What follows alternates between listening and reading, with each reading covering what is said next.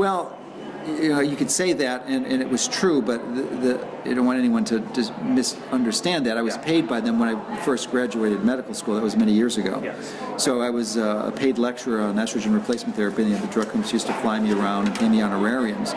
And I was at the very low levels. I mean, I wasn't a professor or had an academic position or anything, and it was essentially a recently graduated family physician. So, but it was still a form of I was recognized as a thought leader even way back then, and they wanted to use me to convince other physicians. That's the way they do it.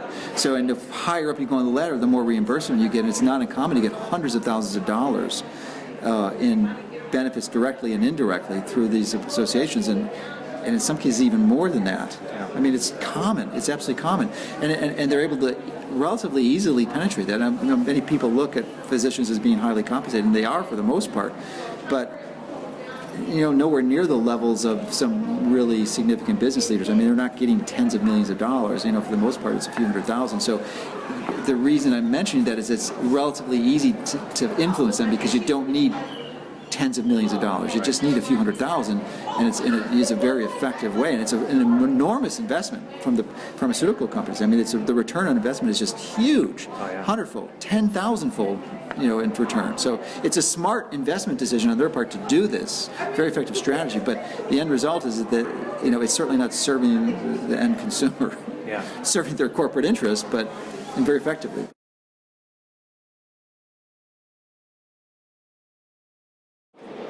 I've always been interested in science and technology and health, and when I went to medical school, I wanted to have people get well, not treat disease, which was in direct contradiction to most of my classmates.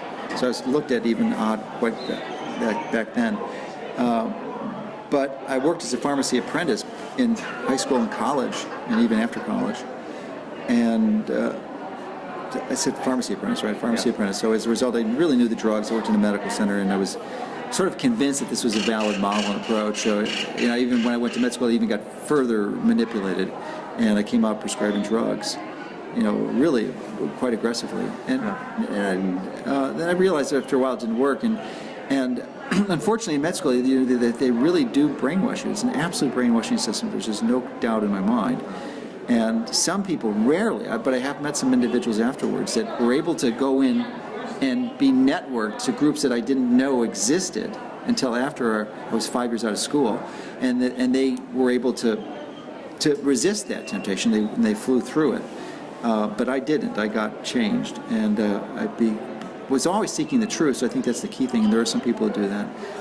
I just had dinner a few nights ago with Dr. Doris Rapp, who was a conventionally trained pediatric allergist, and she's a real truth seeker, and she's absolutely committed to applying it. There's unfortunately not many physicians who are doing that.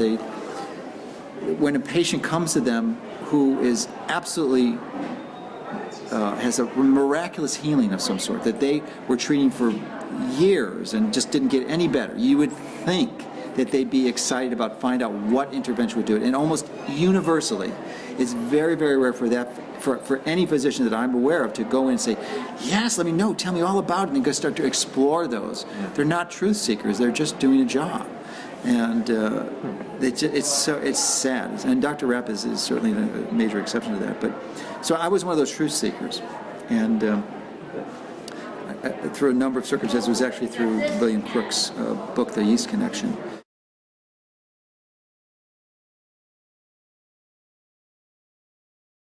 Which I dismissed in 1985 when I first started practicing.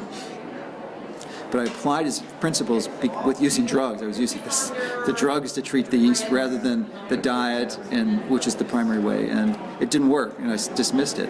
So I thought I gave it a fair trial, but I didn't. And about 7 years after that, I retried it in a different set of circumstances, and it seemed to work. And then it started me on the path of finding physicians who understood that, because there was resources in his book, and it's just started going to these weekend events. Are you optimistic? Like this.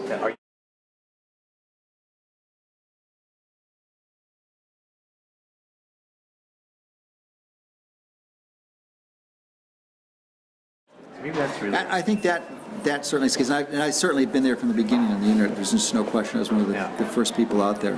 And that is my passion of technology. It's one of the reasons I've been successful. So I'm passionate about technology and health, and I've been able to combine them in a way that early on that's great. It will reach a lot of people. But I'm convinced that in my lifetime it will change dramatically, and I'll be definitely a catalyst in that. It's going to take, and I think the economic condition that we're now is actually going to get a lot worse. I think it's going to be really, really bad. As people get more desperate. Yeah, so I think it's a good thing, though. Even though there's going to be a lot of suffering, it's going to wake us up to more basic foundational realities, and people are going to really get down to found basics. And they're going to seek health, and they're going to know that the current model is only treating superficial symptoms. It's not treating the cause at all. Hardly ever. I mean, unless you get into some surgical interventions for traumas and such.